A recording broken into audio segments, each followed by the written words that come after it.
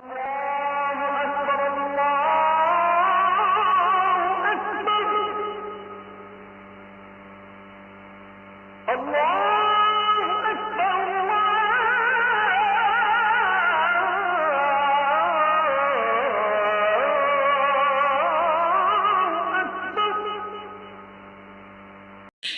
আলোচনা শুরুর আগে একটা ডকুমেন্টারি দেখলাম যে পরিষদের উদ্যোগে আজকের এই মাহফিল হয়েছে।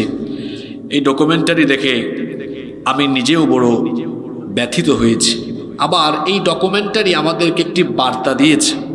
আমি জানি না আপনারা এটা কিভাবে অ্যানালাইসিস করেছেন।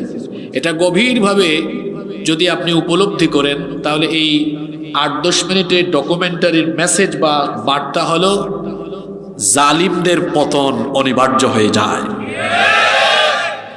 দেখেন, এক ডিসির কথা শুনলাম। ডিসি নাকি ওসি ইসলাম এবং যুব দুইটার শব্দ নিয়ে আপত্তি করেছে। অথচ এই দেশে প্রতিদিন সকালবেলা সূর্য উঠে ফজরের আজানের মাধ্যমে, সূর্য ডুবেও যায় ফজরের আবার মাগরিবের আজানের মাধ্যমে। ওই ওসি এখনো আছে কিনা জানি না, তবে যে ওসি ইসলাম নিয়ে আপত্তি করে 90% মুসলমানের দেশে ওই ওসিকে কান ধরে জেলখানার ভেতরে ঢুকায় রাখা উচিত। এত বড় স্পর্ধা তোমার কি করে হয়? আর এই নবাবগঞ্জে কি কোনো সাহসী মানুষ ছিল না? প্রয়োজনে জেলে চলে যেতেন, কিন্তু বলতেন যে ইসলাম নিয়ে আপত্তি থাকলে তোমার মতো ওসিকে কান ধরে এখান থেকে বের করে দেওয়া হবে। কারণ হলো তার বেতন হয় কার বাপের পয়সায়। কথা বলেন না কেন? এদেশের 90% মুসলমান, বাকি 10% অমুসলিম আছে, কিন্তু বেশিরভাগ ট্যাক্স দেয় কারা? আপনারা মহিলাদের মতো জবাব দেন কেন গো? বেশিরভাগ ট্যাক্স দেয় কারা? জোরে বলেন কারা? আমাদের ট্যাক্সের পয়সায় বেতন ভাতা ভোগ করে, তারপরে ইসলাম নিয়ে আপত্তি থাকলে এদেশে এমন কেউ যদি থাকে কান ধরে বের করে দেওয়া হবে। ইসলাম এদেশে ছিল, আছে, থাকবে। এদেশে ইসলামওয়ালারা, কোরআনওয়ালারা আছে, থাকবে। এরা পালায় না, হারায় না, বরং কোরআনের বিরুদ্ধে যারা যায় তারা এক সময় পালিয়ে যায়, হারিয়ে যায়। যাই হোক, আমরা এই আতাহার ইসলামী কল্যাণ পরিষদের জন্য সকলে মিলে দোয়া করছি। আল্লাহ যেন যুগ যুগ ধরে কিয়ামত অবধি এই সংগঠনটিকে মানব কল্যাণে এবং দ্বীনের খেদমতে কবুল করে নেন। আমরা সকলে বলি আমিন। সাধারণত মাহফিলে অপ্রাসঙ্গিক কথা বলতে আমি পছন্দ করি না। আমি প্রথম মিনিট থেকেই নির্ধারিত টপিক নিয়ে কথা বলা পছন্দ করি, কিন্তু আজকে এই ডকুমেন্টারি দেখে আমি কিছুটা ব্যথিত হয়েছি। এজন্য এই কথাগুলো বলতে বাধ্য হলাম। আমরা আর কোনো কথা না বাড়িয়ে সরাসরি আল্লাহর কোরআন থেকে কথা শুনবো। এই মাহফিলটা গত মাসে ছিল। আমার ভাইয়েরা অনেক কষ্ট করেছে। একটা প্রোগ্রাম অ্যারেঞ্জ করা অনেক কঠিন, বৃষ্টির কারণে বাস্তবায়ন সম্ভব হলো না। এই মাসে তারা আবার এটি আয়োজন করলেন। লক্ষ লক্ষ টাকা খরচ করে, এত মানুষের শ্রম, ঘাম আর মেহনতের ফলে আয়োজিত হওয়া এই মাহফিলে বসে আমরা কোনো ধরনের অহেতুক কথা বলতে চাই না। সরাসরি আমরা আল্লাহর কালাম থেকে হেদায়েতের নিয়তে কিছু কথা বলবো এবং শুনবো ইনশাআল্লাহ। আল্লাহ তাআলা আমাদেরকে হেদায়েতের নিয়তে বলার এবং শোনার তৌফিক দান করেন। আমরা বলি আমিন। সম্মানিত নবাবগঞ্জবাসী,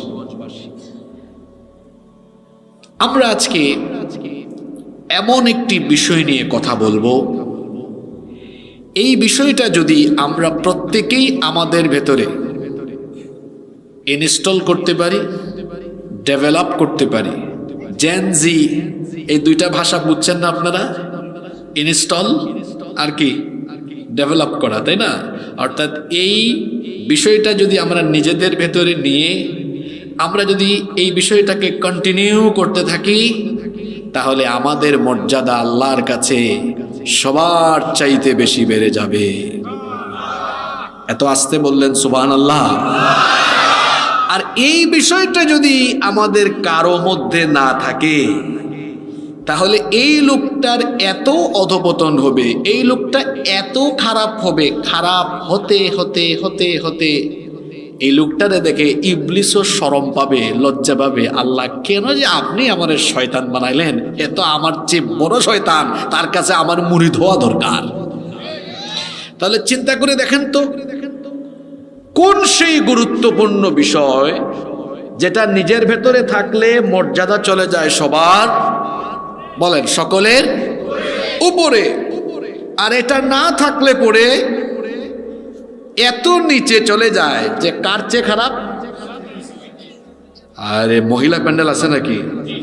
আজকে বাড়িতে গেলে খবর আছে, বলবে এত খাওয়ান খাওয়াই, আমের সিজনে এত আম খাওয়াই, এরপরে গলা দিয়ে আওয়াজ বেরোয় না। আপনাদেরকে তো আগামীকাল 2 বেলা খাবার বন্ধ করে রাখবে। এখানে আওয়াজ হবে এরকম যাতে আকাশ বাতাস ভারী হয়ে যায়। পারবো না আমরা ইনশাল্লাহ? এই বিষয়টা থাকলে মর্যাদা সকলের, আর না থাকলে নিচে নামতে নামতে নামতে নামতে নামতে নামতে কার নিচে? জোরে বলেন, কার নিচে? শয়তানের নিচে। তাহলে কোন সেই বিষয় যেটা থাকলে মর্যাদা সবার উপরে চলে যায়, না থাকলে নিচে নামতে নামতে শয়তানের নিচে নেমে যায়? সেই বিষয়টার নাম হলো তাকওয়া। জোরে বলতে হবে, সেই বিষয়টার নাম কি? একজন মানুষ আল্লাহওয়ালা, পরহেজগার, চরিত্রবান হিসেবে তখনই গড়ে ওঠে যখন তার অন্তরে এই বিষয়টা থাকে। জোরে বলতে হবে, বিষয়টার নাম কি? আরো জোরে বলতে হবে, বিষয়টার নাম কি? আমাদের জীবনের জন্য এটা কেন এত গুরুত্বপূর্ণ? দেখুন, আমি এখানে কয়েকটি পয়েন্ট কোরআন সুন্নাহর রেফারেন্স সহ উল্লেখ করি।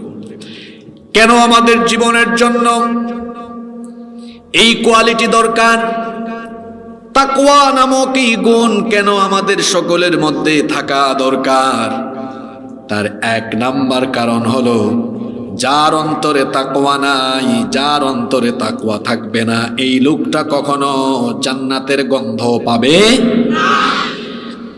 তিরমিজি শরীফের মধ্যে হাদিস এসেছে, এই হাদিসের বর্ণনাকারী সাহাবী হচ্ছেন, সবচাইতে বেশি সংখ্যক হাদিস বর্ণনাকারী সাহাবী সাইয়্যিদুল মুহাদ্দিসিন আবু হুরায়রা রাদিয়াল্লাহু আনহু। তিনি বলেছেন, সুইলা রাসূলুল্লাহি, আমরা সকলে বলি সাল্লাল্লাহু আলাইহি ওয়াসাল্লাম, আল্লাহর রাসূলকে একবার প্রশ্ন করা হলো, আল্লাহর নবীকে একবার জিজ্ঞেস করা হলো, মা আকসারু মা ইউদখিলুন নাসাল জান্নাহ।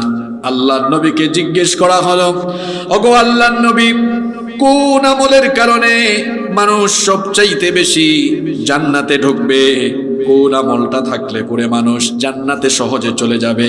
আল্লাহর নবী তখন বললেন, 2টা বিষয় যাদের মধ্যে থাকবে তারা সহজেই জান্নাতে চলে যাবে। সুবহানাল্লাহ। 1 নাম্বার হচ্ছে তাকওয়াল্লাহ, আল্লাহর ভয়। 2 নাম্বার হচ্ছে ওয়া হুসনুল খুলুক, উত্তম চরিত্র। একটা আর একটার সাথে রিলেটেড। তাকওয়া ছাড়া কখনো উত্তম চরিত্রবান হওয়া যায় না। আল্লাহর নবী বলেছেন, তাকওয়া আর হুসনে খুলুক, উত্তম চরিত্র, এই 2টা গুণ যাদের মধ্যে থাকবে তারা আল্লাহর জান্নাতের মেহমান হয়ে যাবে। আবার আল্লাহর নবীকে জিজ্ঞেস করা হলো, এবার বলেন তো দেখি, মা আকসারু মা ইউদখিলুন নাসান নার, কোন জিনিসের কারণে মানুষ সবচাইতে বেশি সংখ্যক মানুষ জাহান্নামে যাবে? আল্লাহর নবী এখানেও বললেন, 2টা জিনিসের অপব্যবহারের ফলে সবচাইতে বেশি সংখ্যক মানুষ জাহান্নামে যাবে। জোরে বলেন, কয়টা জিনিস? এই 2টা জিনিস যার ঠিক নাই, তার জান্নাতে যাওয়ার কোনো চান্স নাই। প্রশ্ন হলো, কোন 2টা জিনিস? আল্লাহর নবী বললেন, 1 নাম্বারে হচ্ছে আলফাম, জবান। এই জবান যার ঠিক নাই, জবানকে যারা নিয়ন্ত্রণ করতে পারে না, জবান যারা লাগামহীন করে ফেলেছে, জবানের অপব্যবহার যারা করেছে। 2 নাম্বার হলো ওয়াল ফারাজ, লজ্জাস্থান। লজ্জাস্থানের অপব্যবহার অর্থাৎ জিনা ব্যভিচারে যারা নিমজ্জিত হয়েছে, বিবাহ বহির্ভূত হারাম রিলেশনে যারা সম্পৃক্ত হয়েছে, এই দুইটা জিনিসের অপব্যবহার যারা করবে তারা সোজা আল্লাহর জাহান্নামে চলে যাবে। আর পৃথিবীতে কিন্তু সবচেয়ে বেশি পাপ হয় এই দুই জিনিস দিয়ে, একটা হচ্ছে মুখ দিয়ে আর একটা হচ্ছে লজ্জাস্থান দিয়ে। এই জবান দিয়ে মিথ্যা বলে, গীবত করে, চুগলখুরি করে, গালিগালাজ করে। আর মনে রাখবেন, মুখের ভাষা হলো এমন, তলোয়ার দিয়ে লক্ষ লক্ষ মানুষকে নিয়ন্ত্রণ করা যায় না, কিন্তু মুখের একটা সেন্টেন্স দিয়ে লক্ষ লক্ষ মানুষকে নিয়ন্ত্রণের ভেতরে রাখা যায় কি যায় না? তলোয়ার দিয়ে কখনো কখনো এমনও হয় যে ক্ষমতা টিকায় রাখা যায়, কিন্তু জবানের অপব্যবহার হয়ে গেলে ক্ষমতাও আর টিকে থাকে না। আমার দেশের এক রাবেয়া বসুরি, তারই পরিণতি হয়েছে, কিন্তু বলেন না কেন? কিসের কারণে? জবানের কারণে। আরেকটা জিনিস হলো লজ্জাস্থান। এটাকে যারা নিয়ন্ত্রণ করতে পারে না তারাও জাহান্নামে যাবে, বলেছেন মুহাম্মদ। আমরা বলি সাল্লাল্লাহু। আর যে দুটা জিনিসের কারণে মানুষ জান্নাতি হয় তার প্রথমটা হলো তাকওয়া। জোরে বলতে হবে, তার প্রথমটার নাম কি? কেন আপনি তাকওয়াবান হবেন? এই কোয়ালিটি কেন আপনার মধ্যে থাকা দরকার? কারণ আল্লাহর আকাশের নিচে জমিনের উপরে এই তাকওয়াবান মানুষগুলো এত মূল্যবান, এত মর্যাদাবান। যখন একজন তাকওয়াবান মানুষের মৃত্যু হয় তখন একদিন আর 2 দিন নয়, এদের মৃত্যুতে আল্লাহর আকাশ আর জমিনের ফেরেশতারা 40 দিন পর্যন্ত ক্রন্দন করতে থাকে। কিরে বাদাম খায়া খায়া যুবক ভাইয়েরা কথা শুনতেছ না? একজন তাকওয়াবান মানুষ মারা গেলে, দুনিয়া থেকে চলে গেলে, আল্লাহর আকাশ আর জমিনের ফেরেশতারা 40 দিন পর্যন্ত তার জন্য আহাজারি করে। সুবহানাল্লাহ। বাড়ি হলো সিলেটে, একজন ভালো মানুষ যদি মারা যায়, চাঁপাইনবাবগঞ্জ থেকে যদি আমরা মৃত্যুর খবর শুনি, বলেন তো তার জন্য আমাদের হৃদয়টা কাঁদে কি কাঁদে না?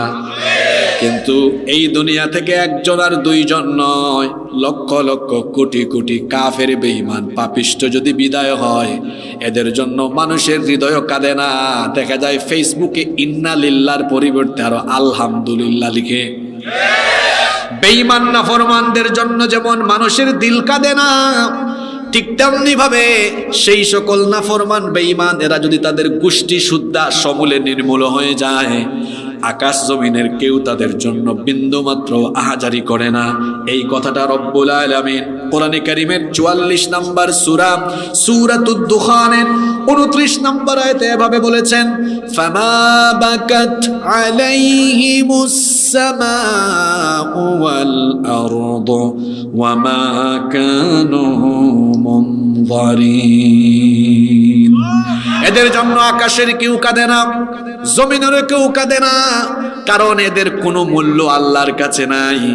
একমাত্র তাকওয়াবান যারা, আল্লাহর কাছে সবচাইতে মহামূল্যবান হলো তারা। পয়েন্টগুলো মনে রাখবেন, আমি খুব শর্ট করে বলছি। তাকওয়া কেন লাগবে? 1, এটা ছাড়া জান্নাতে যাওয়ার কোনো চান্স। 2, এটা ছাড়া মর্যাদাবান হওয়ারও কোনো চান্স নাই। 3 নাম্বার, এই গুণ যার ভেতরে নাই, তার নামাজ, তার রোজা, তার হাজ, তার যাকাত, তার দান সদকা, তার মাহফিল আয়োজনে কমিটিতে থাকা, সভাপতি হওয়া, বক্তা হওয়া, শ্রোতা হওয়া, এক কথায় তার জীবনের কোনো নেক আমল আল্লাহর দরবারে কবুল হয় না। মানুষের জীবনের সকল নেক আমল আল্লাহর কাছে কবুল হওয়ার পূর্ব শর্ত হলো ভেতরের মধ্যে তাকওয়া থাকা। জোরে বলেন, কি থাকা? কোন ব্যক্তি যদি মরণের আগ পর্যন্ত নামাজ আদায় করে, কিন্তু তার ভেতরে যদি আল্লাহর পরিপূর্ণ ভয় না থাকে, 1 রাকাত নামাজও তার কবুল হবে না। ভেতরের মধ্যে আল্লাহর ভয় থাকা লাগবে। আল্লাহর ভয় যখন অন্তরে থাকবে, তখন নামাজের ভেতরে বিনয় আসবে, নামাজের মধ্যে নম্রতা আসবে, খুশু আসবে, একনিষ্ঠতা আসবে, একাগ্রতা আসবে। যখন ভেতরে আল্লাহর ভয় থাকবে না, তখন দেখবেন নামাজে দাঁড়িয়ে কেউ ব্যবসার হিসাব করবে, নামাজে দাঁড়িয়ে কেউ রাজনীতির হিসাব করবে, কেউ বা আবার নামাজে দাঁড়িয়ে তার দোকানের হিসাব আরম্ভ করবে। এক লোক একবার বাজারের মসজিদে এশার নামাজে দাঁড়িয়েছে। ইমাম সাহেব সালাম ফিরায় বললেন, সম্মানিত মুসল্লিবৃন্দ, আজকের নামাজ কি 3 রাকাত হলো না 4 রাকাত হলো, আমি তো বুঝতে পারতেছি না। কেউ কোনো কথা কয় না। হঠাৎ এক মুসল্লি দাঁড়িয়ে বলে, হুজুর, আমি 100% নিশ্চিত আপনি আজকে 3 রাকাত নামাজ পড়েছেন। হুজুর বললেন, কেউ তো কোনো কথা বলে না, আপনি শিওর হয়েছেন কেমনে? কয়, শোনেন, বাজারে আমার 4টা দোকান আছে। এশার নামাজে আসলে আপনি তো আপনার কাম করেন, তিলাওয়াত করেন, আমার কাম কিন্তু আমি করি। কয় মানে? প্রতি রাকাতে আমি একটা দোকানের হিসাব করি, এজন্য আমার 4 রাকাতে 4টা দোকানের হিসাব প্রতিদিন শেষ হয়। আজকে তো আমি 3টা দোকানের হিসাব শেষ করছি, একটা বাকি আছে, তার মানে আপনার নামাজও আরো 1 রাকাত বাকি আছে। আপনারা হাসতেছেন, এরকম হয় কি হয় না?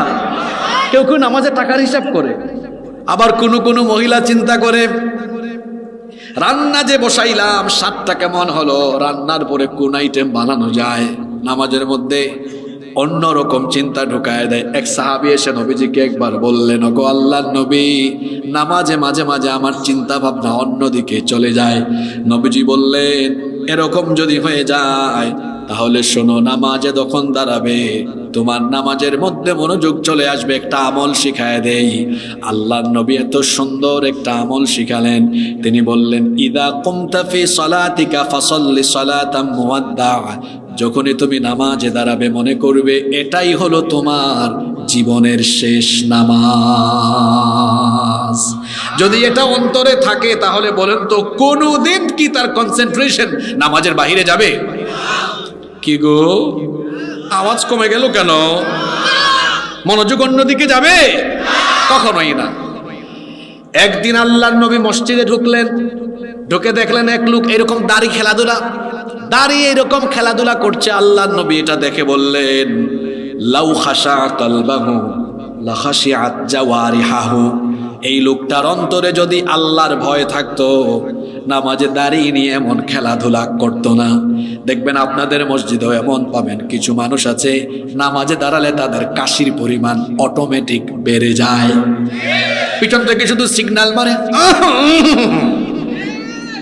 তার মানে তার নামাজের ভেতরে তার খুশু নাই, নামাজের ভেতরে খুদু নাই, আল্লাহর ভয় নিয়ে নামাজে দাঁড়ায় নাই। কেমনে নামাজে দাঁড়াতে হবে আল্লাহ কি শেখান নাই? আল্লাহ তাআলা বলেছেন, ওয়াকুমু লিল্লাহি কানিতিন।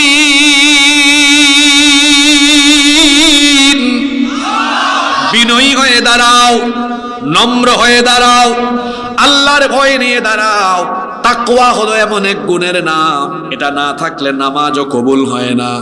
এমনকি রমজান শরীফে যে রোজা রাখি আমরা, এই রোজাও আল্লাহর দরবারে কবুল হয় না যদি অন্তরের মধ্যে আল্লাহর ভয় না থাকে। আল্লাহর নবী বলেছেন, লাইসা সিয়ামু মিনাল আকলি ওয়াশ শুরব। সুবহে সাদেক থেকে নিয়ে শুরু করে ইফতারের আগ পর্যন্ত খাবার আর পানাহার থেকে বিরত থাকার নাম শুধু রোজা নয়। তাহলে রোজা হলো কি? নবীজি বললেন, ইন্নামাস সিয়ামু মিনাল্লাহবি ওয়ার রাফাত। নিশ্চয়ই রোজা হলো যে আল্লাহর ভয়ে আমি সুবহে সাদিক থেকে নিয়ে ইফতার পর্যন্ত খাবার খাই না, পানাহার গ্রহণ করি না, হালাল স্ত্রীর কাছে যাই না। সে আল্লাহর ভয়ে সকল অনর্থক, অহেতুক এবং গুনাহের কাজ থেকে বেঁচে থাকার নাম হলো রোজা। এটা যার অন্তরে নাই, আল্লাহর ভয় যার অন্তরে নাই, তার রোজাও আল্লাহর দরবারে কবুল হয় না, কুরবানিও কবুল হয় না। আমরা যে কুরবানি দেই, কুরবানির সময়ে রক্ত মাংস কোনোটাই তো আল্লাহ দেন না, গোশতটাও আমরা ভাগ করে ফেলি। তাহলে এই কুরবানির মাধ্যমে আল্লাহ আমাদের কি যাচাই করতে চান? আল্লাহ তাআলা বলছেন, লাইয়ানালাল্লাহা লুহুমুহা ওয়ালা দিমাউহা ওয়ালাকিন ইয়ানালুহু তাকওয়া মিনকুম। কোরআনে কারীমের 22 নম্বর সূরা সূরাতুল হজের 37 নম্বর আয়াতে আল্লাহ বলেছেন, তোমরা যে কুরবানি করো সেই কুরবানির রক্ত মাংস কোনোটাই আল্লাহর দরবারে পৌঁছায় না। বরং তোমাদের কার অন্তরে কতটুকু আল্লাহর ভয় আছে, কার অন্তরে তাকওয়া কেমন, সেই তাকওয়া যিনি কুরবানির মাধ্যমে জাস্টিফাই করেন, গলার আওয়াজ বড় করে বলেন তিনি কে? নামাজ, রোজা, হজ, যাকাত একটা ইবাদত আমার মতো বক্তার ওয়াজও আল্লাহর দরবারে কবুল হবে না। আপনাদের মতো ওয়াজ কমিটি আর শ্রোতা কারো কোনো আমল কবুল হবে না যদি অন্তরে কি না থাকে। নাম্বার 4, 4 নাম্বার, পৃথিবীতে কোটি কোটি মানুষ আছে, এদের মধ্যে আল্লাহর কাছে সবচেয়ে পছন্দের, সবচেয়ে ভালোবাসার মানুষগুলো হলো যারা আল্লাহকে ভয় করে। আমরা মানুষের সম্মান আর মর্যাদার মানদণ্ড নির্ণয় করি টাকা দেখে, পয়সা দেখে, বংশ দেখে, আধিপত্য বিবেচনা করে, কিন্তু আল্লাহর কাছে মর্যাদার মানদণ্ডের নাম হলো তাকওয়া। এজন্য রব্বুল আলামিন কোরআনুল কারীমের 49 নম্বর সূরা সূরাতুল হুজুরাতের 13 নম্বর আয়াতে বলছেন, ইয়া আইয়ুহান নাসু ইন্না খালাকনাকুম মিন যাকারিন ওয়া উনসা وجعلناكم شعوبا وقبائل لتعارفوا إن أكرمكم عند الله أتقاكم إن الله عليم خبير। আল্লাহ তাআলা বলছেন, হে মানব জাতি, নিশ্চয়ই আমি তোমাদেরকে একজন পুরুষ আর একজন নারী থেকে সৃষ্টি করেছি। এই একজন পুরুষ আর নারীর মাধ্যমে আমি তোমাদেরকে বিভিন্ন জাতি গোষ্ঠীতে বিভক্ত করে দিয়েছি, ছড়িয়ে ছিটিয়ে দিয়েছি। কেন? লিতাআরাফু, যাতে তোমরা পরস্পর পরিচিত হতে পারো। আর জেনে রেখো, তোমাদের মধ্যে কারো বংশ বড়, কারো বংশ ছোট, কারো চেহারা সাদা, কারো চেহারা কালো, কারো টাকা বেশি, কারো টাকা পয়সা কম, কারো ক্ষমতা আছে, কারো ক্ষমতা নাই। এগুলো দিয়ে আমার কাছে প্রিয় হতে পারবা না, আমার কাছে আমার নৈকট্যশীল বান্দা হতে পারবা না, সম্মানিত হতে পারবা না। বরং বান্দারে শোনো, ইন্না আকরামাকুম ইনদাল্লাহি আতকাকুম, নিশ্চয়ই তোমাদের মধ্যে তাকওয়াবান যারা, আমার কাছে সবচাইতে সম্মানিত হলো তারা। তাহলে আল্লাহর কাছে সম্মানিত হওয়ার জন্য যে কোয়ালিটি লাগবে, জোরে বলেন তো সেই কোয়ালিটির নাম কি? আরো জোরে বলেন, সেই কোয়ালিটির নাম কি? 4টা পয়েন্ট বলেছি, মনোযোগ দিয়ে শুনেন। কেন তাকওয়া লাগবে? 1, এটা ছাড়া জান্নাতে যাওয়া তো দূরের কথা, গন্ধ পাওয়া যাবে না। 2, কেন এই তাকওয়া লাগবে? কারণ তাকওয়াবান মানুষেরাই আকাশের নিচে জমিনের উপরে মহামূল্যবান। 3, এটা ছাড়া কোনো ইবাদত আল্লাহর দরবারে কবুল। 4, তাকওয়াই হচ্ছে আল্লাহর কাছে সম্মানিত হওয়ার মানদণ্ড। এই তাকওয়াটা থাকে কোথায়? পোশাকে আশাকে? জোরে বলেন কোথায়? আমার দেশের বেশিরভাগ মানুষ মনে করে যার গায়ে যত লম্বা জুব্বা, যার দাড়ি যত বেশি লম্বা, তার তাকওয়ার পরিমাণ তত বেশি। যদি শুধুমাত্র দাড়ি দিয়ে তাকওয়াবান মানুষ যাচাই করা যেত, তাহলে রবীন্দ্রনাথ ঠাকুর সবচেয়ে বড় মুত্তাকি হতো। বেচারার এত বড় দাড়ি আর এত বড় মুখ। ঠিক মতো আপনি যদি অনেক বেশি পাওয়ারের লাইটও মুখের মধ্যে মারেন, আমার মনে হয় ঠোঁটগুলা দেখা যাবে না। এরকম কিছু মানুষ কিন্তু আমাদের দেশে আছে। হ্যাঁ, মুছ দেখা যায়, ঠোঁট দেখা যায় না। অথচ হাদিসে এসেছে দাড়ি লম্বা করো আর গোঁফ ছোট রাখো। এক কারবার করছে উল্টা, দেখবেন আপনাদের এলাকায়ও আছে। এইটা নাই, এইটা আছে। আবার এত বড় রেখেছে, বেচারার পানি পান করতেও সমস্যা হয়, দুধ পান করলে বিপদ হয়। একবার দুধ পান করার কিছুক্ষণের মধ্যেই এক লোক এসে বলতেছে, ভাই এই 2-3 দিনের মধ্যে বুড়া হয়েছেন কেমনে? কয় মানে? কয় মুছ তো একদম সাদা হয়ে গেল। কয় তুমি ভুল বুঝছো, তুমি আসার আগে আমি দুধ পান করেছি, একটু সল লেগে গেছে। গোঁফ ছোট রাখতে হবে আর দাড়ি বড় করতে হবে। তো বলছিলাম, দাড়ি টুপি এগুলো দিয়ে তাকওয়াবান মানুষ চেনা যায় না। তাহলে কি এগুলোর কোনো গুরুত্ব নাই? অবশ্যই গুরুত্ব আছে। এটা বোঝানোর জন্য বলি, এই যে স্কুল কলেজে ছাত্রছাত্রীরা যায়, যাওয়ার সময় তারা স্কুল ড্রেস, আইডি কার্ড, তার ইউনিফর্ম মেনটেন করে যায়, তাই না? কিন্তু কেউ যদি ইউনিফর্ম মেনটেন করে গিয়ে ক্লাস না করে পরীক্ষায় ফেল মারে, তাহলে যাওয়া আসার কোনো গুরুত্ব আছে? কিন্তু স্কুলে গিয়ে ক্লাস করার জন্য এটা গুরুত্বপূর্ণ। এই দাড়ি, টুপি, দাড়ি, এগুলো হলো আমি মুসলমান হিসাবে আমার ইউনিফর্মের মতো। কিন্তু ওই ছাত্র যেভাবে ইউনিফর্ম পরে ক্লাসে গিয়ে সে যেমন পড়ালেখায় মনোযোগী হয়ে ভালো রেজাল্ট করে, ঠিক তেমনি ভাবে আমাদের এগুলো থাকার পাশাপাশি আমাদের মধ্যে তাকওয়ার কম্বিনেশন থাকা লাগবে, তখন আমরা ভালো মুসলমান হতে পারব ইনশাআল্লাহ। আর এই তাকওয়া পোশাকে আশাকে থাকে না, এটা থাকার জায়গা কোথায়? আল্লাহর নবী বলেছেন আত-তাকওয়া হাহুনা। নবীজির একটা সুন্নত হলো, তিনি যখন গুরুত্বপূর্ণ কোনো কথা বলতেন সেটা তিনি একবার নয় মোট 3 বার বলতেন। জোরে বলেন কয়বার? সুম্মা আশারা ইলা সাদরিহি। আল্লাহর নবী তার বক্ষ মোবারকের দিকে ইশারা করে বললেন, শোনো, তাকওয়া হাহুনা, আত-তাকওয়া হাহুনা, আত-তাকওয়া হাহুনা।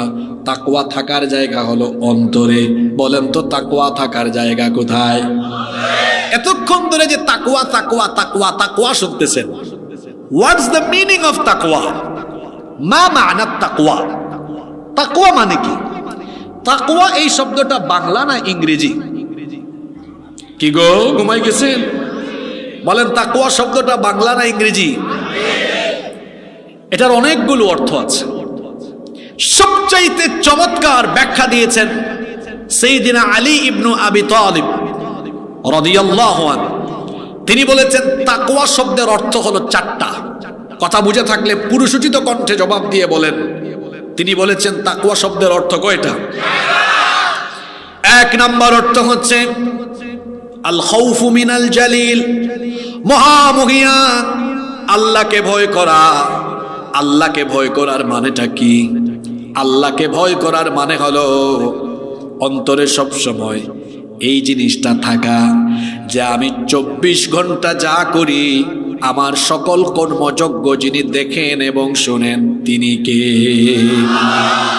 যুবক ভাইয়েরা আছেন না ঘুমাই গেছেন? তাকওয়া মানে কি বুঝেন?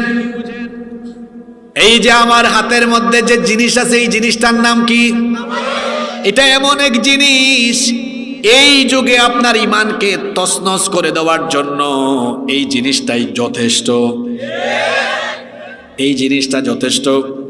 আমি আজকে আসার সময় দেখলাম স্কুলে পড়ে, সম্ভবত 6-7-এ পড়ে, এই ছেলেমেয়েরা স্কুল রেখে কবুতরের জোড়ার মতো পার্কের মধ্যে বসে আছে। তাকওয়া কারে বলে শোনেন?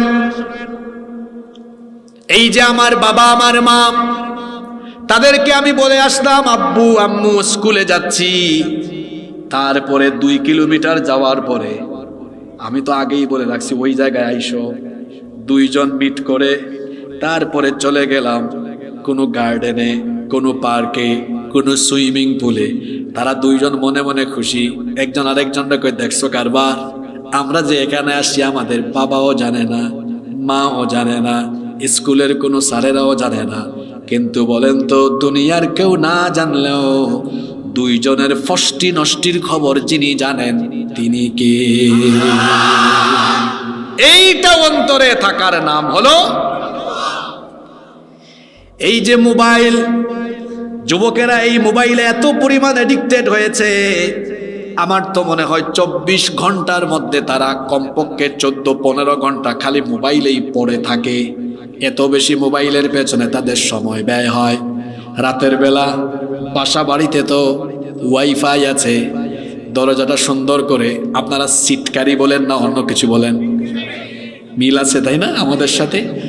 এরকম সিটকারি লাগায়, লাগানোর পরে চিন্তা করে এখন তো আর কেউ নাই, গুগল শরীফে ঢুকে, পর্নো সাইটে ঢুকে পর্নো মুভিতে আসক্ত হয়ে গেল। ইউটিউব শরীফে গিয়ে আজে বাজে ভিডিও দেখা আরম্ভ করলো।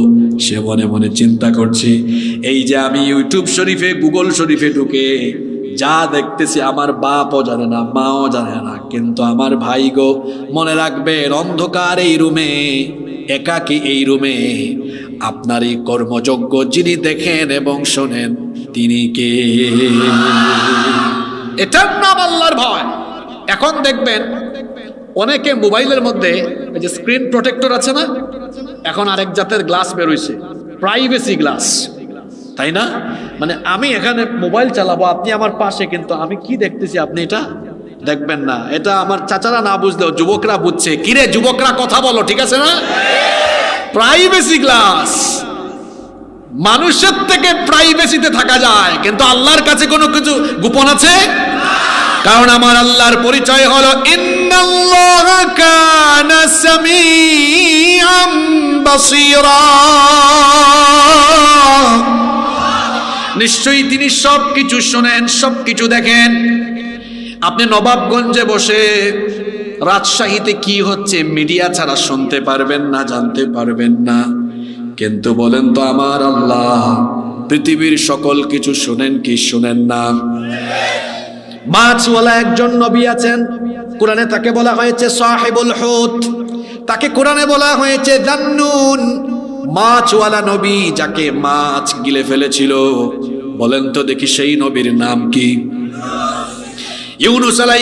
ইউনুস আলাইহিস সালামকে যখন সমুদ্রের মধ্যে ফেলে দেওয়া হয়েছিল, ত্রিবিধি অন্ধকারে তিনি পড়ে গিয়েছিলেন।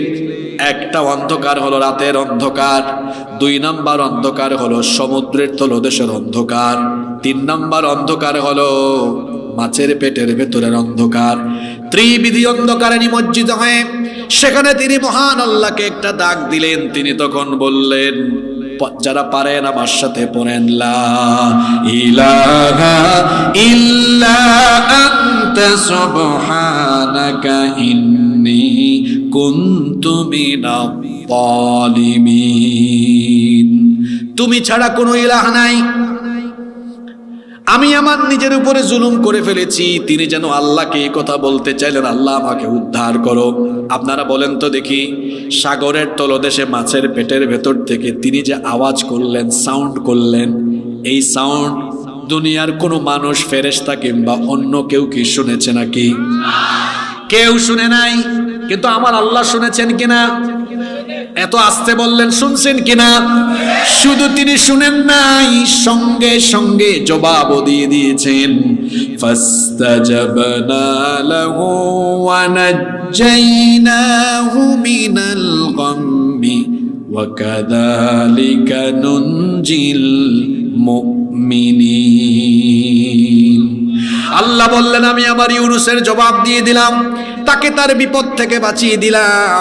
ওয়াকাযালিকা, এইভাবে করে যদি মুমিনরাও বিপদে পড়ে আমাকে ডাকে, নুনজিল মুমিনিন, মুমিনদেরকেও বিপদ থেকে যিনি বাঁচিয়ে দিবেন তিনি কে? বলছিলাম কেমনে গুনাহ করেন। আল্লাহকে ভয় করার অর্থ হলো যে সাউন্ড পৃথিবীর কেউ শুনে না সেটাও শোনেন কে? যুবক ভাইয়েরা শোনেন, এই যে ফ্যান চালায়া তারপরে গার্লফ্রেন্ডদের সাথে ফিস ফিস ফিস ফিস করে কথা বলো, কেউ এই ফিস ফিসানের শব্দ শোনে না, কিন্তু যিনি সব শুনতেছেন তিনি কে? আল্লাহকে ভয় করার মানে হলো এই বিষয়টা আপনার মধ্যে রাখা যে আমার সবকিছু আল্লাহ শোনেন। শুধু শোনেন না, সবকিছু তিনি দেখেন কি দেখেন না? সব তিনি দেখেন, সব তিনি জানেন। আমার আল্লাহর ক্ষমতাটা হলো এমন, আল্লাহ বলছেন ওয়া ইনদাহু মাফাতিহুল গায়বি লা ইয়ালামুহা ইল্লা হু ওয়া ইয়ালামু মা ফিল বাররি ওয়াল বাহরি ওয়া মা তাসকুতু মিন ওয়ারাকাতিন ইল্লা ইয়ালামুহা। আল্লাহ তাআলা বলছেন অদৃশ্যের সবকিছুই তিনি জানেন। এমনকি এই দুনিয়ার কোন দেশের কোন জমিনের কোন প্রান্ত থেকে যদি কোনো একটা গাছের কোনো একটা পাতাও ছিঁড়ে যায়, কোন দেশের কোন জনপদের কোন অঞ্চলের কোন গাছের কোন পাতাটা পড়েছে সেই খবরও যার কাছে রয়েছে, জুড়ে বলেন তিনি কে?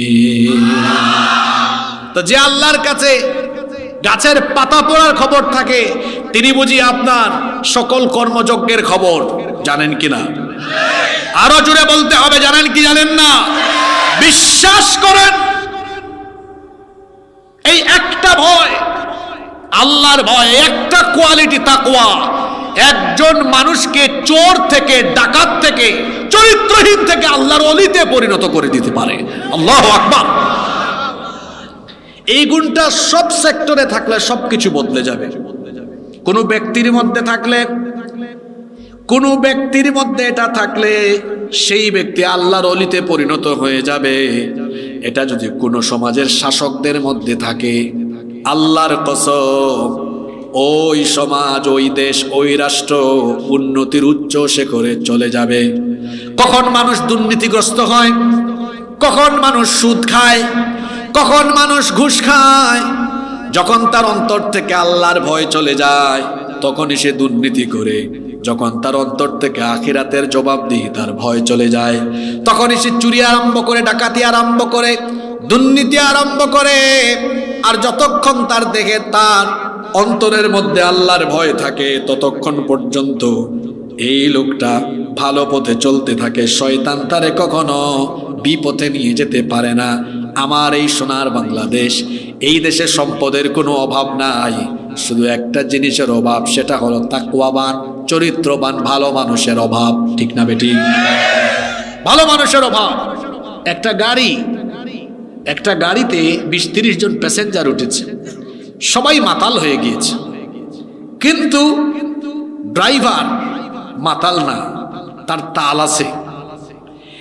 এই যে কিছু মানুষ উঠছে না, এদের মতো যারা আছে 30 সেকেন্ড সময় দিলাম, উঠে এখান থেকে বের হয়ে যাবে, গেট আউট ফ্রম হিয়ার। আমি কি এখানে পুঁথি পড়া শোনাচ্ছি? জোরে বলেন। আর যারা সত্যি সত্যি পুরো আলোচনা থেকে একটা বার্তা নিয়ে যেতে এসেছেন তারা বসেন। মনে রাখবেন, কোয়ান্টিটি গুরুত্বপূর্ণ নয়, কোয়ালিটি গুরুত্বপূর্ণ। যদি ইসলাম কোনোদিনও কোয়ান্টিটি দিয়ে বিজয়ী হয় নাই। দেখেন না আপনি, ইসলামের প্রথম যুদ্ধটাই ছিল কোয়ান্টিটির উপরে কোয়ালিটির বিজয়, কোয়ান্টিটির উপরে কোয়ালিটির বিজয়। কাফিররা ছিল 1000, কোয়ান্টিটিতে বেশি, আর মুসলমান ছিল 313, ইমানি কোয়ালিটিতে পরিপূর্ণ ছিল। এই জন্য 1000 কাফিরের উপরে আল্লাহ তাআলা ইমানি কোয়ালিটিতে উত্তীর্ণ 313 জনকে বিজয় দিয়ে দিয়েছেন। আমার এত মানুষ লাগে না, আমার জুইতের কয়েকজন হইলেই চলে, কিন্তু ও জুইতা এইরকম কোন শ্রোতার আমার দরকার নেই। কারণ একটা আলোচনার বার্তা পাওয়া যায় আলোচনার শেষে, ঠিক না বেঠিক? যেন এরকম টাইপসের যারা আছে উঠে এখনই চলে যান, দূর হয়ে যান আমার সামনে থেকে। আর যারা আরো 25-26 মিনিট, আমি টাইমও বলে দিলাম, ধৈর্য ধরে থাকতে পারবেন, আপনারা বসেন, আপনারা অনেক গুরুত্বপূর্ণ তথ্য পাবেন। মাত্র আপনাদেরকে লাইনে তুলছি। বলছিলাম একটা গাড়ির কথা, মনে আছে আপনাদের? একটা গাড়িতে কয়েকজন প্যাসেঞ্জার আছে, সবাই মাতাল হয়ে গিয়েছে, কিন্তু ড্রাইভার মাতাল হয় নাই। এই গাড়িটা রাস্তায় থাকার সম্ভাবনা আছে, কিন্তু একটা গাড়িতে যদি সব প্যাসেঞ্জার তালে থাকে, ড্রাইভার মাতাল হয়ে যায়, ওই গাড়ি আর রাস্তায় থাকবে না।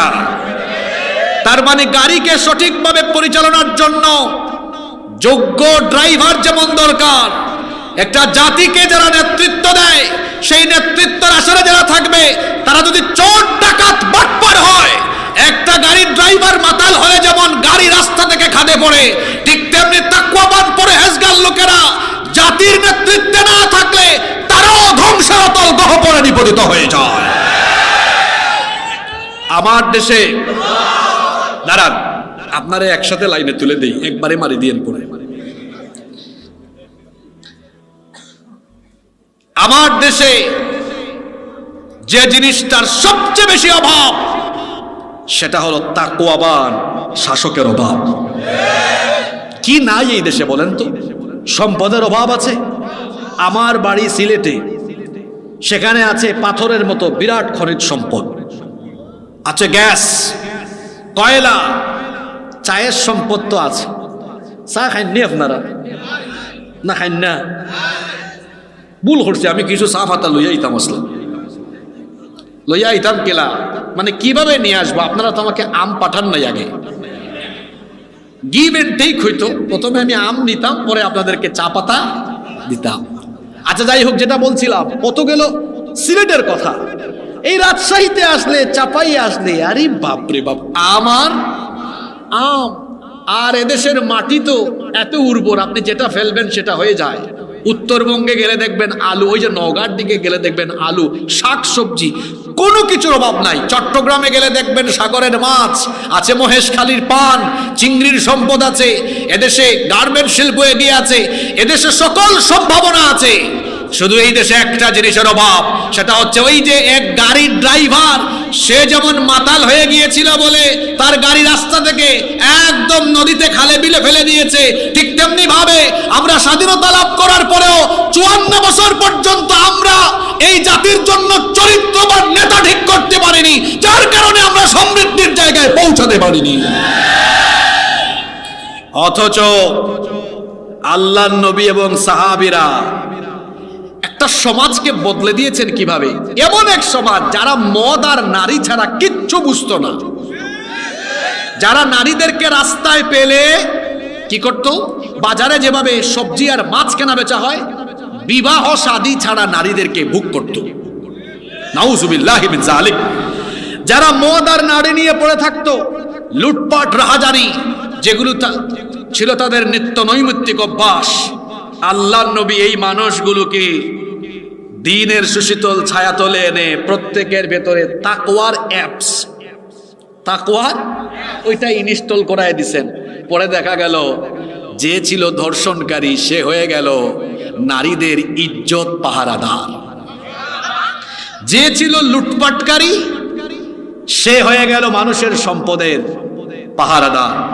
বিশ্বাস করেন, কোন মানুষকে জেলে নিয়ে পিটাইয়া ভালো বানাতে পারবেন না। আমার দেশে উল্টা দেখা যায়, কেউ জেলে গেলে আরো তার অপরাধের প্রমোশন হয়, চোর হয়ে ঢুকলে বের হলে ডাকাত হয়। আপনি জেলে নিয়ে, রিমান্ডে নিয়ে নির্যাতন করে অসৎকে সৎ বানাতে পারবেন না, কিন্তু ভেতরে তাকওয়া ঢুকাই দিলে শয়তান শয়তানি করলো আল্লাহর অলিতে পরিণত হয়ে যাবে। সুবহানাল্লাহ পড়বেন না? আর এই গুণের মানুষগুলো যখন রাষ্ট্র পরিচালনা আরম্ভ করে, পরিস্থিতি কি করে বদলে যায়। 2-3টা ঘটনা আমার মনে পড়ছে, আমি কি ঘটনাটা বলবো? তাকওয়াবান শাসকদের শাসনের নমুনা কেমন হয়? ওমরে ফারুক রাদিয়াল্লাহু আনহু, যিনি কিনা অর্ধ দুনিয়া শাসন করেছেন, অর্ধ পৃথিবীর তিনি প্রেসিডেন্ট ছিলেন। আল্লাহু আকবার। রাতের বেলা তিনি ঘুমাতেন না, না ঘুমিয়ে তিনি জনগণের খোঁজখবর নেওয়ার জন্য বেরিয়ে যেতেন, কোথায় কারা কি করছে সেটা তিনি দেখতেন।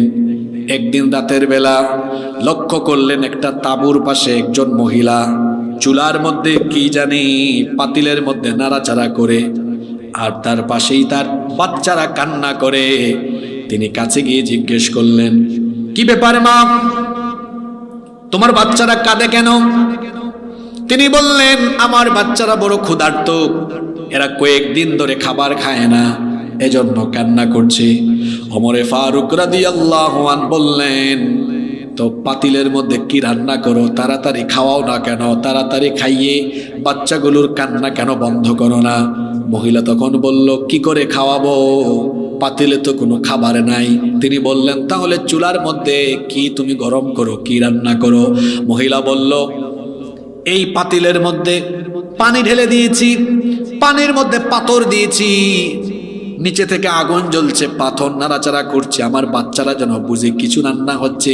সান্ত্বনা দিয়ে দিয়ে ঘুম পাড়ানোর চেষ্টা করছি, চিন্তা করছি বাচ্চারা হয়তো কাঁদতে কাঁদতে একেবারে ক্লান্ত হয়ে ঘুমায় যাবে। এই কথা শুনে ওমরে ফারুক রাদিয়াল্লাহু আনহু বললেন, আপনার যেই কঠিন অবস্থা, আপনি কি খলিফার দরবারে যান নাই? এই বিষয়টি সম্পর্কে তাকে কি আপনি অবহিত করেন নাই? মহিলা তখন বললেন, চেষ্টা করেছিলাম, ভিড়ের কারণে যেতে পারিনি।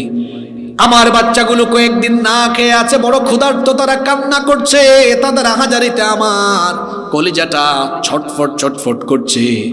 কথাটা শোনা মাত্রই ওমর ফারুক রাদিয়াল্লাহু আনহু তিনি কেঁদে ফেললেন। মহিলা বললেন, আপনি কাঁদেন কেন? তিনি বললেন, আচ্ছা আপনি দাঁড়ান, দেখি আপনার জন্য আমি কিছু করতে পারি নাকি। তাড়াতাড়ি করে দৌড়ায় তিনি বাইতুল মালে গেলেন। বাইতুল মালে গিয়ে তারপরে একটা বস্তার মধ্যে আটা ঢুকালেন, গম ঢুকালেন, কিছু খাদ্যদ্রব্য ঢুকালেন। এরপরে নিজেই সেই বস্তাটা কাঁধে বা মাথায় তিনি তুলে নিতে লাগলেন। বাইতুল মালের দায়িত্বশীল এসে বললেন, কি ব্যাপার আমিরুল মুমিনিন, আপনি কেন বস্তা নিজের কাঁধে বা মাথায় নিচ্ছেন? আমাকে দেন। তিনি তখন বললেন, তুমি সরে যাও, আমার বস্তা আমাকে উঠাতে দাও, কারণ কিয়ামতের দিন আমার বোঝা তুমি বহন করবে না।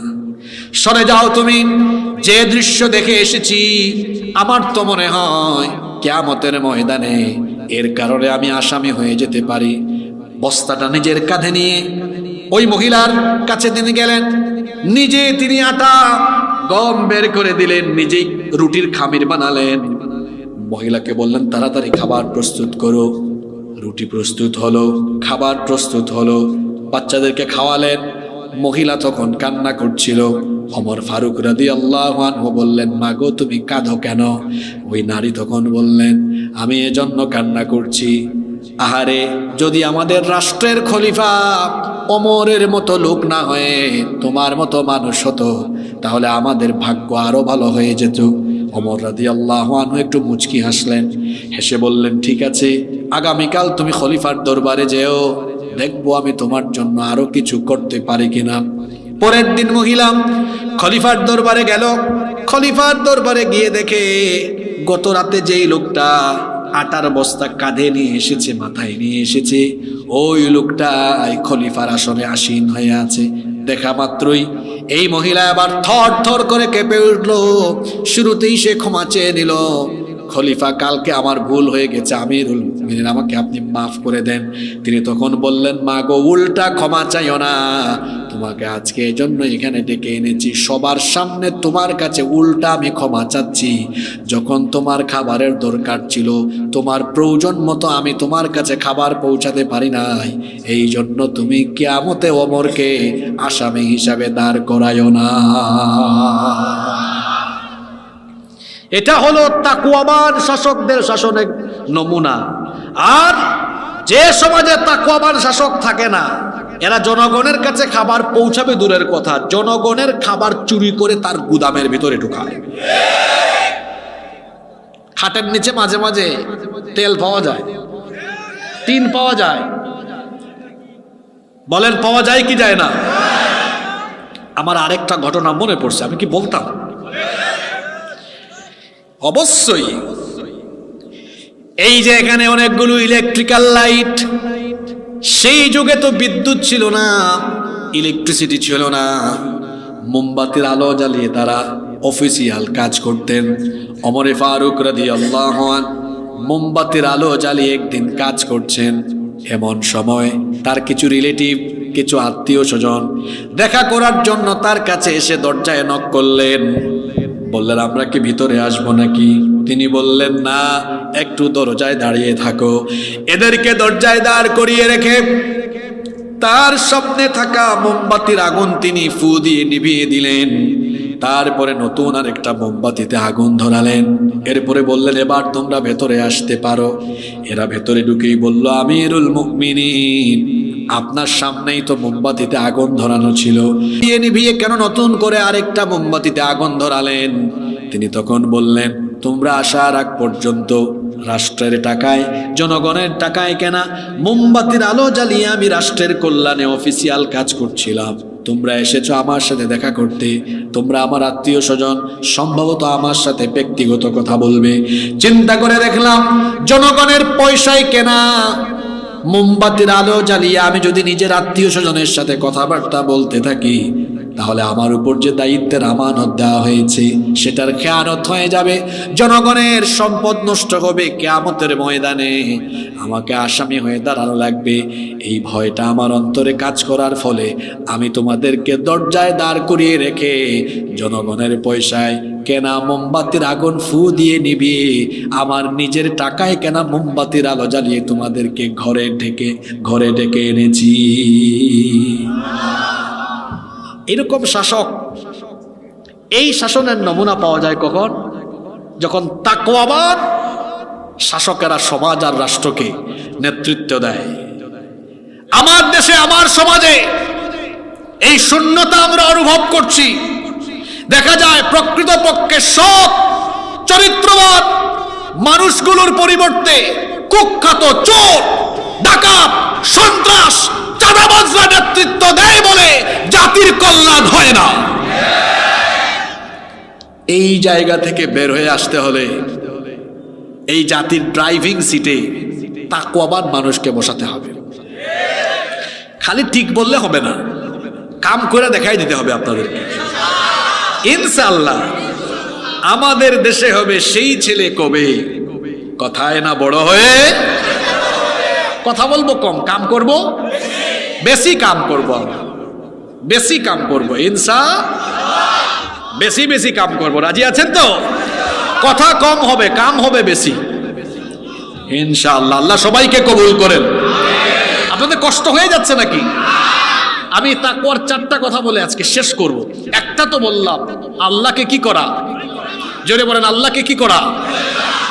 তাকওয়ার 2 নম্বর অর্থ, বাকিগুলা কিন্তু একটু জটিল হবে, লোড নিতে পারবেন তো? কালকে আবার কমিটিকে বলিয়েন না, হুজুর ভালোই ওয়াজ করছিল প্রথমে, পরে রাজনীতি শুরু করলো কেন? এই হুজুর বলেন গো,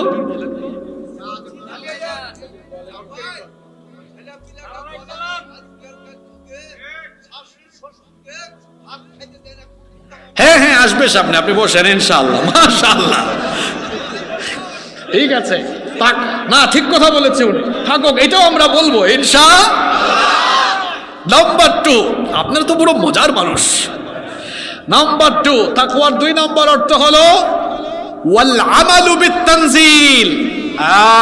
গুরুত্বপূর্ণ পয়েন্ট চলে আসছে, ঘুমাই গেছেন নাকি? তাকওয়া মানে শুধু আল্লাহকে ভয় করা নয়, তাকওয়ার 2 নম্বর অর্থ হলো ওয়াল আমালু বিত-তানজিল, আল্লাহর নাজিল হওয়া এই কিতাব অনুযায়ী পুঙ্খানুপুঙ্খ আমল করা। এটার নাম কি? তাকওয়া, এটার নাম। তার মানে সহজ বাংলায় যদি বলি, কোরআন অনুযায়ী আমল করার নাম হলো, আরো জোরে বলেন, কোরআন অনুযায়ী আমল করার নাম কি? এখন আমার দেশে বহু মানুষ আপনি পাবেন যারা কোরআন তেলাওয়াত করে কিন্তু কোরআনের আমল করে না। দেখবেন এলাকার বিশিষ্ট সুদখুর, 5 ওয়াক্ত নামাজেও যায়, এইরকম নামাজি সুদখুর বিভিন্ন এলাকায় আছে না নাই?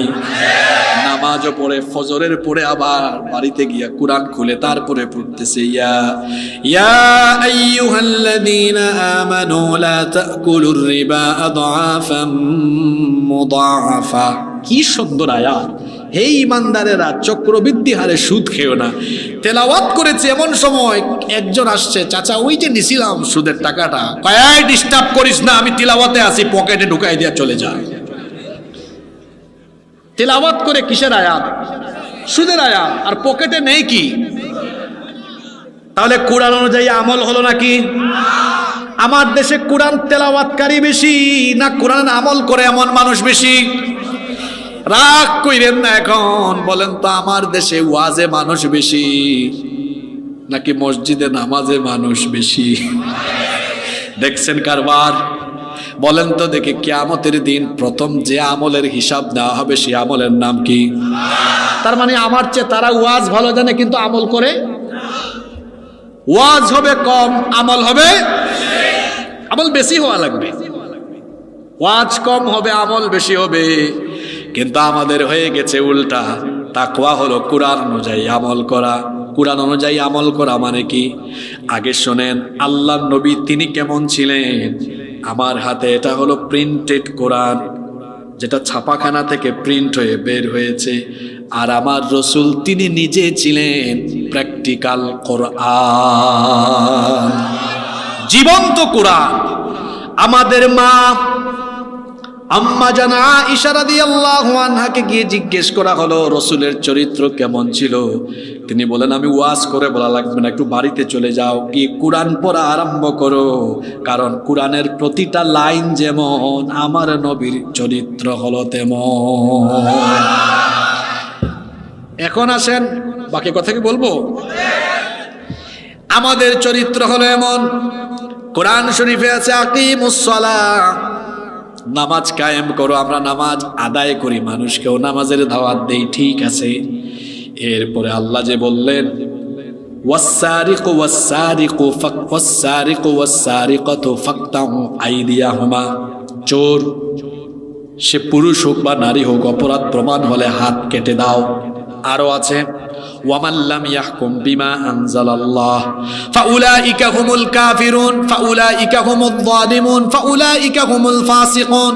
যারা আল্লাহর দেওয়া কিতাব মোতাবেক বিচার ফয়সালা করে না তারা হলো কাফের, তারা হলো জালেম, তারা হলো ফাসিক। বলেছেন কে?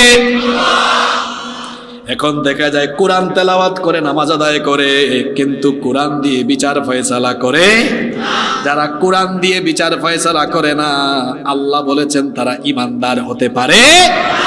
কোরআন দিয়ে বিচার ফয়সালা হলে ন্যায় বিচার প্রতিষ্ঠা হবে কি হবে না? এই যে দেখেন, আমাদের দেশ স্বাধীন হয়েছে 54 বছর। কত বছর? এর মধ্যে 32 বছর 2 জন নারী দেশ পরিচালনা করেছেন, আর 22 বছর অনেকজন পুরুষ মিল্লা জিল্লা। আমরা এগিয়ে না মহিলারা এগিয়ে? আবার মহিলারা এত ক্ষমতা পেয়েছে, তারা এট এ টাইম প্রধানমন্ত্রী, বিরোধী দলীয় নেত্রী, স্পিকার, স্বরাষ্ট্রমন্ত্রী, পররাষ্ট্রমন্ত্রী, এমনকি শিক্ষামন্ত্রী নারীরা ছিল। ছিল কি ছিল না? নারীরা এত ক্ষমতা পাইয়া 32 বছর শাসন করে এই দেশ থেকে নারী নির্যাতন, নিপীড়ন, ধর্ষণ বন্ধ করতে পেরেছে। আর আরো 22 বছর পুরুষরা। এই টোটাল 54 বছরে শাসন চলেছে আল্লাহর আইনে না মানুষের আইনে? জোরে বলেন, মানুষের আইনে। এই 54 বছর আল্লাহর আইনে নয়, কার আইনে? মানুষের আইনে। তো নারী ধর্ষণ কি বন্ধ হয়ে গেছে নাকি? ওই যে 7-8 মাস আগে মাগুরায় একটা ছোট্ট মেয়ে, এক পরিবারের 3 নরপিশাচ আমার বোনটির উপরে পাশবিকতা চালিয়েছে। কয়েকদিন হাসপাতালে থেকে কষ্ট পেয়ে পেয়ে দুনিয়া থেকে চলে গিয়েছে। আমার বোন দুনিয়া থেকে গিয়ে কবরে ঘাস উঠে গিয়েছে। তার ধর্ষণকারীরা বেঁচে আছে না নাই? আদালতে আল্লাহর আইন না মানুষের আইন?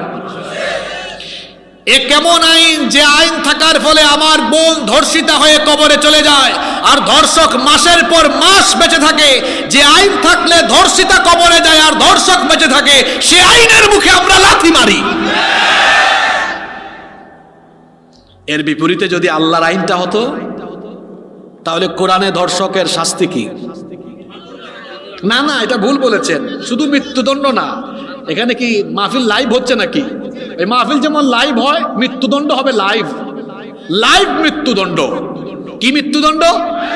মানে নবাবগঞ্জের মানুষের চোখের সামনে মৃত্যুদণ্ড দেওয়া হবে। কেন? যাতে তার মতো কোন লুচ্চা যদি এলাকায় থাকে, এক বিচার দেখে যেন তারের মতো সোজা হয়ে যেতে পারে। এখন বলেন তো দেখি, আপনাদের জন্য আল্লাহর আইন ভালো না মানুষের আইন ভালো? জোরে বলেন, কার আইন? কার আইন? বিশ্বাস করেন, মানুষের তৈরি করা এই আইন 54 বছর ধরে আমাদেরকে মুক্তি দিতে পারে নাই। যদি আমরা মুক্তি চাই, তাহলে মানুষের তৈরি করা আইনের মুখে লাথি মেরে বঙ্গোপসাগরে এই আইনকে ফেলে দিয়ে আল্লাহর কোরআনের আইনকে গ্রহণ করে নিতে হবে। আমরা আল্লাহর কোরআনের আইন চাই কি চাই না? তাকওয়ার 2 নম্বর অর্থ হলো কোরআনে যা আছে তা কি করা? মেনে চলা। কোরআনে যা আছে তা কি করা? আপনি কিভাবে নিজের জীবন চালাবেন, পরিবার চালাবেন, এটা যেমন কোরআনে আছে, কেমনে আপনি সমাজ এবং রাষ্ট্র পরিচালনা করবেন, বলেন তো এটা কোরআনের ভেতরে আছে না নাই? অনেকে আছে কোরআনের কোরআন দিয়ে রাষ্ট্র গঠনের কথা বললে যারা বলে তাদেরকে ধর্ম ব্যবসায়ী বলে গালি দেয়। আচ্ছা বলেন তো, এই যে আমি এখানে আসি, আমি তো চাপাই নবাবগঞ্জে 8-9 বছর ধরে আসতেছি, আমি তো সবসময় এই গেটআপে আসি। কেউ যদি আমাকে বা অন্য কোনো আলেমকে বলে আপনাকে 10 লক্ষ টাকা দেব, এমপিও বানাবো, আপনি শুধু এই জুব্বাটা খুলে শার্ট প্যান্ট পরে হাঁটবেন আর ক্লিন শেপ করে হাঁটবেন, আপনার কি মনে হয় এদেশের কোনো আলেম এটা করবে? জোরে বলেন, করবে? কিন্তু আমাদেরকে যারা ধর্ম ব্যবসায়ী বলে, ওদেরকে যদি আপনি বলেন ভাই আপনার বুট বেড়ে যাবে শুধু শার্ট প্যান্টটা খুলে পায়জামা পাঞ্জাবি পরে, আপনারাই ফতোয়া দেন ভাই ভুট্টা একটু বাড়বে, শুধু টুপিটা সব সময় পরে রাখবেন আর নামাজটা ছাইরেন না। আর আমার দেশে ইলেকশন আসলে নামাজি বাড়ে, শুধু নামাজি বাড়ে না, নামাজের ওয়াক্তও বাড়ে। এমনি তো নামাজ কই ওয়াক্ত চালু হয়ে গেছে গো, হ্যাঁ এমনি নামাজ কই ওয়াক্ত? 5 ওয়াক্ত। আর ইলেকশন আসলে এটা একটু উপরের দিকে যায়। কিভাবে? আপনারা জানেন যে গ্রামে এশার নামাজ যে টাইমে হয়, বাজারে একটু দেরিতে হয় না? এক ক্যান্ডিডেট ঢুকেছিল গ্রামে, ওখানে এশার নামাজের আজান হয়েছে, নামাজ শেষ করেছে, বাজারে ঢুকে দেখে হায় হায় এখানে এখনো একামত হচ্ছে। তা সাঙ্গপাঙ্গ বলছে লিডার কি করবো গো, এখানে তো একামত হয়। একদম চুপ থাকো। আবার গিয়ে ঢুকো, একটু আগে না পড়লাম, একদম চুপ। ইলেকশনের টাইম, যতবার সুযোগ পাবি ততবার নামাজ পড়বি। আপনাদেরকে হাসানোর জন্য বলি নাই, এটা আছে না নাই? আমি কোন পয়েন্টে ছিলাম মনে রাখবেন। আমাদেরকে যারা ধর্ম ব্যবসায়ী বলে, ওরা ভোটের জন্য, ক্ষমতার জন্য টুপি না থাকলে টুপি দিতে পারে, পাঞ্জাবি না থাকলে পাঞ্জাবি দিতে পারে, নামাজি না হলে নামাজে যেতে পারে। কিন্তু আমরা কি আমাদের সুরত পাল্টাই? আমাদের ভাষা পাল্টাই?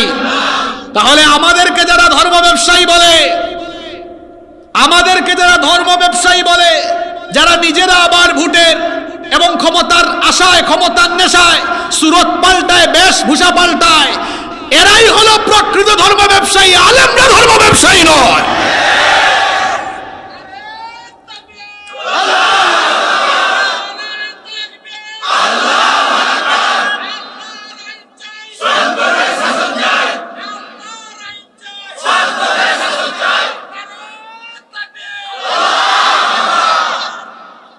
কোরআন অনুযায়ী চলা মানে হলো তাকওয়া। কোরআন যেমন আমরা চলবো তেমন।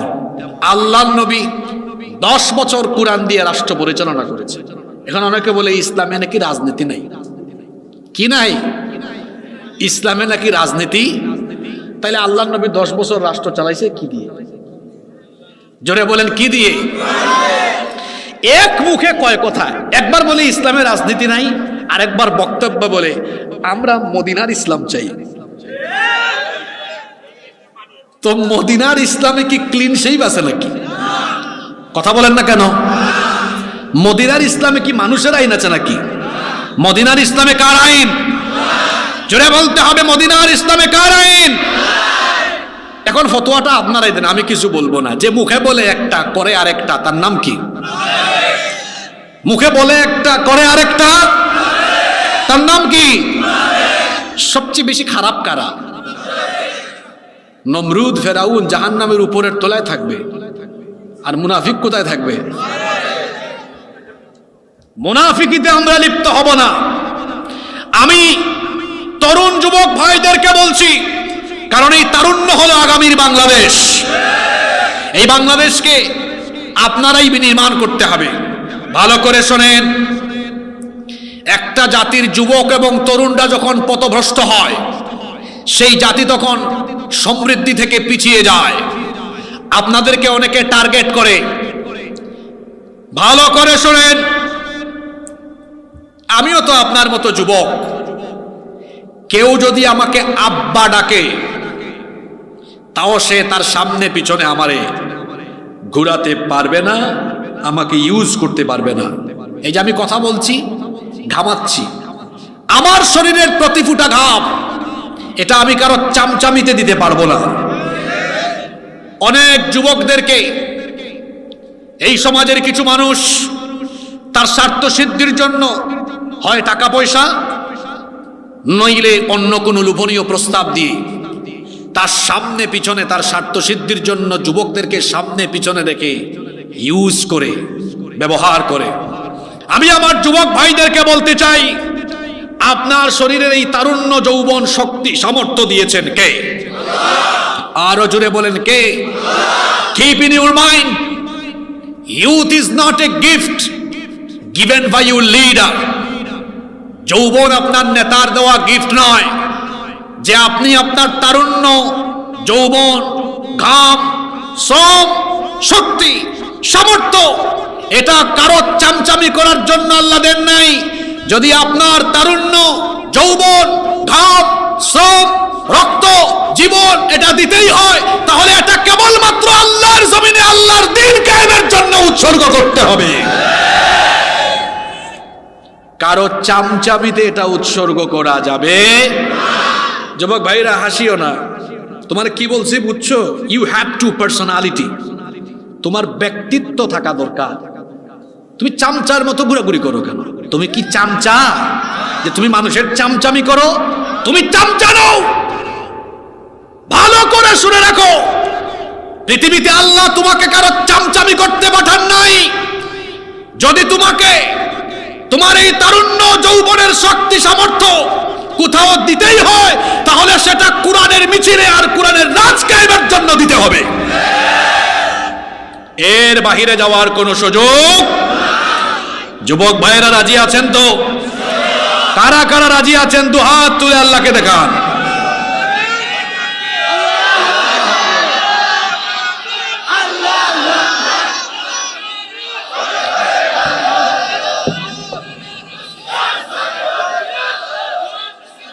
ঠিক আছে, হাতগুলো নামান।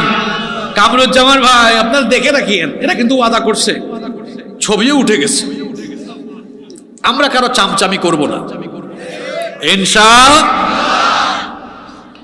তাকওয়ার 3 নম্বর অর্থ হলো ওয়াল কনাআতু বিল কলিল, অল্পে তুষ্ট থাকা। অল্পে কি থাকা? আমাদের খালি চাই আর চাই। একটা বাড়ি হয়েছে, কয় আরেকটা কেমনে হবে? আল্লাহ নবীর জন্য বলেছেন মানুষের স্বভাব হলো এমন, ওয়ালাইয়ামলা ফাহু ইল্লাত তুরাব, 3.5 হাত কবরের মাটি ছাড়া তার পেট কোনো কিছুতে ভরবে। এজন্য আমরা সন্তুষ্টির জীবন যাপন করব, কারণ সন্তুষ্টির জীবন যাপন করলে নেয়ামত যিনি বাড়ায় দিবেন তিনি কে?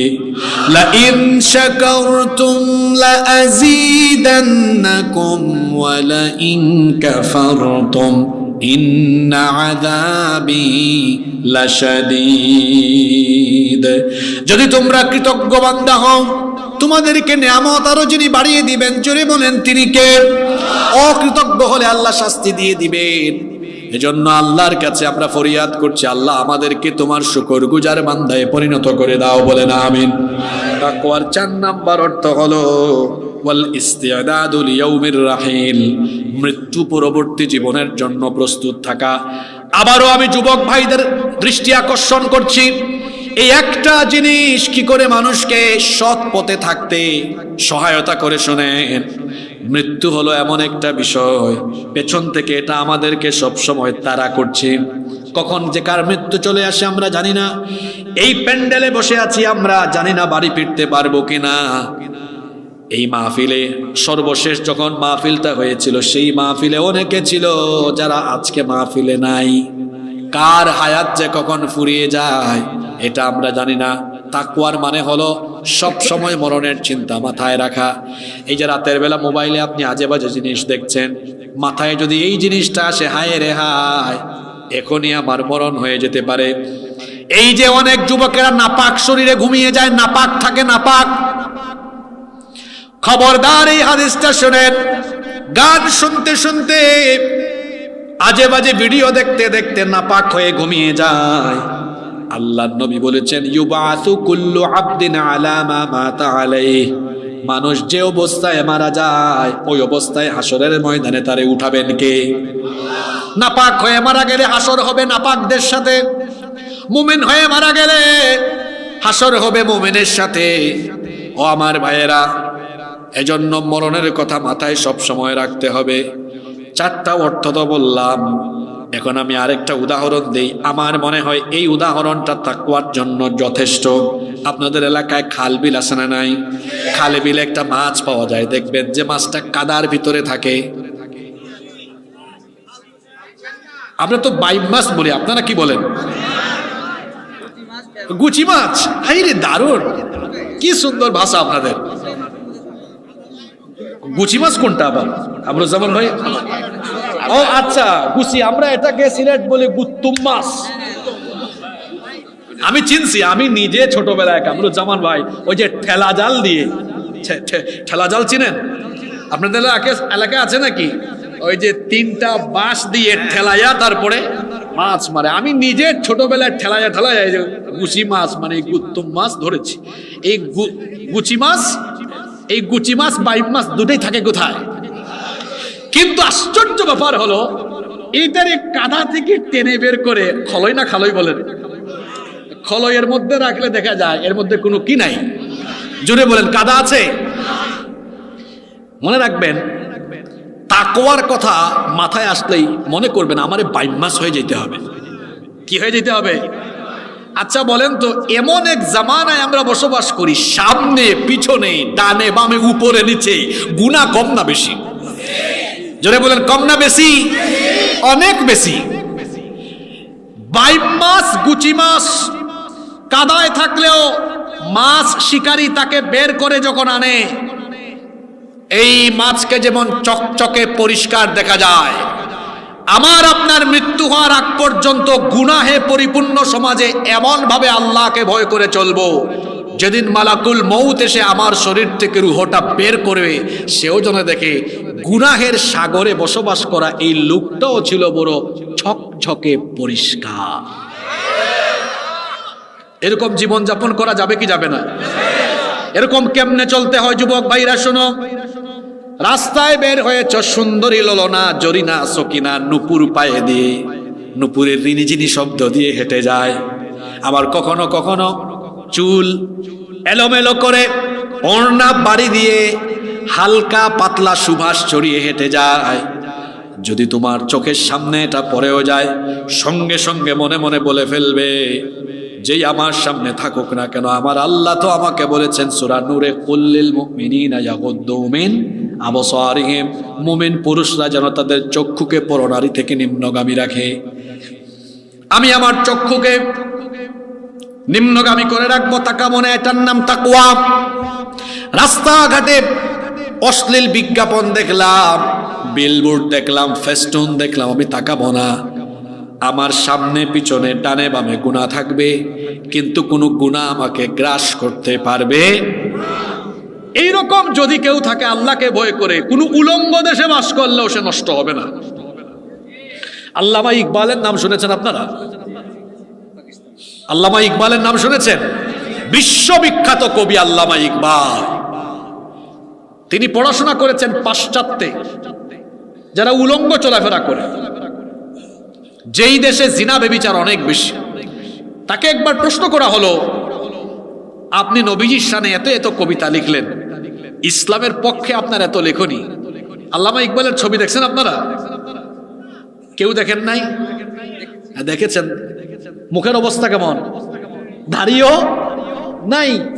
আল্লামা ইকবালের লেখনী যারা পড়েছেন আপনারা তারা জানেন কত বড় মাপের কবি, বিশ্ববিখ্যাত কবি। তাকে জিজ্ঞেস করা হলো, আচ্ছা আপনি পড়ালেখা করলেন পাশ্চাত্যে, উলঙ্গ জেনা ব্যভিচার যে দেশে এত বেশি, এই দেশে থেকে আপনি নবীজির শানে এত কবিতা লিখছেন কেমনে? চোখের সামনে তো সব আজে বাজে জিনিস। উনি উত্তর দিয়েছি কি জানেন? আমি পাশ্চাত্যে থাকলেও আমার চক্ষু কখনো কোনো উলঙ্গপনা দেখতে পাইনি, কারণ আমার চোখে মদিনার ধুলাবালু সুরমার মতো লাগানো ছিল। চিন্তা করেছেন? ওই যে বললাম বাইম মাছ হয়ে যাওয়া, ও থাকে কোথায়? কাদায়। পুঁটি মাছ দেখবেন পানিতে থাকে, পুঁটি মাছ খলইয়ে নিলে একটু একটু কি দেখা যায়? ওই যে খাল বিলে থাকে না, সেচ দেয়। এই তো ডিসেম্বর জানুয়ারি মাসে কিন্তু অনেকে খাল বিল সেচ দিয়ে মাছ ধরে। আপনাদের এলাকায় এটা আছে কিনা? মানে খাল বিল সেচ দিয়ে পানি ধরে, দেখবেন পুঁটি মাছ, তারপরে ওই যে শোল মাছ, অন্যান্য মাছ এটাতে একটু একটু কাদা থাকে পানিতে থাকলেও, কিন্তু বাইম মাছ একদম চকচকে, থাকলো কাদায় কিন্তু কোনো কি নাই, বাইম মাছেও নাই, গুচি মাছেও নাই। আমার আপনার জীবন যাপন হবে বাইম মাছ আর গুচি মাছের মতো, চারপাশে গুনাহ থাকবে, কিন্তু আমি আমার রবকে এমন ভাবে ভয় করব যে কোনো গুনাহ আমাকে টাচ করতে পারবে না। এর নাম তাকওয়া। পারা যাবে? জোরে বলেন, পারা যাবে? অনেক সময় আপনাদের নিয়ে ফেলছি, যদি আপনারা আমাকে 4-5 মিনিট সময় দেন তাহলে আমি এই তাকওয়া অর্জন করলে আমাদের ফায়দা কি হবে এটা বলে আমরা শেষের দিকে যাব। আপনাকে 5-7 মিনিট সময় দিবেন আমাকে? কি গো সবাই বলেন না কেন, সময় দিবেন? এখন আছেন, যদি এই গুণে আমরা গুণান্বিত হয়ে যাই কি কি ফায়দা হবে? 1 নাম্বার ফায়দা হলো, এই গুণ যারা অর্জন করবে আমল নামায় যত গুনাহ আছে সকল গুনাহ আল্লাহ ধুয়ে মুছে সাফ করে দিয়ে আল্লাহ তার জান্নাত আমাদেরকে দিয়ে দিবেন। কোরআনে কারীমের 8 নম্বর সূরা সূরাতুল আনফালের 29 নম্বর আয়াতে রব্বুল আলামিন বলছেন, ইয়া আইয়ুহাল্লাযীনা আমানু ইন তাত্তাকুল্লাহা ইয়াজআল লাকুম ফুরকানা ওয়া ইউকাফির আনকুম সাইয়্যাতিকুম ওয়া ইয়াগফির লাকুম ওয়াল্লাহু যুল ফাদলিল আযীম। হে ঈমানদারেরা, যদি তোমরা আল্লাহকে ভয় করো তিনি তোমাদেরকে ফুরকান দিবেন, অর্থাৎ সত্য মিথ্যার মধ্যে পার্থক্য নিরূপণকারী মানদণ্ড দিয়ে দিবেন, এবং তোমাদের সকল গুনাহ সমূহ আমলনামা থেকে মাফ তিনি করে দিবেন। সুবহানাল্লাহ পড়বেন না? 2 নম্বর ফায়দা হলো, আল্লাহ তাআলা বলেছেন, আলা ইন্না আউলিয়া আল্লাহি লা খাউফুন আলাইহিম ওয়া লা হুম ইয়াহজানুন। আল্লাহর ওলি যারা, তাদের জন্য দুনিয়া আখিরাতে কোনো ভয় নাই। আমার দেশে মানুষ মনে করে আল্লাহর ওলি হইতে গেলে মাজার লাগে, খানকা লাগে, আর আল্লাহ বলেছেন আল্লাযীনা আমানু ওয়া কানু ইয়াত্তাকুন। ঈমানদার হয়ে আল্লাহকে ভয় করবে যারা, আল্লাহর ওলি হয়ে যাবে তারা। তাহলে আল্লাহর ওলি হওয়ার জন্য অন্তরের মধ্যে কি থাকা লাগবে? আরো জোরে বলেন, কি থাকা লাগবে?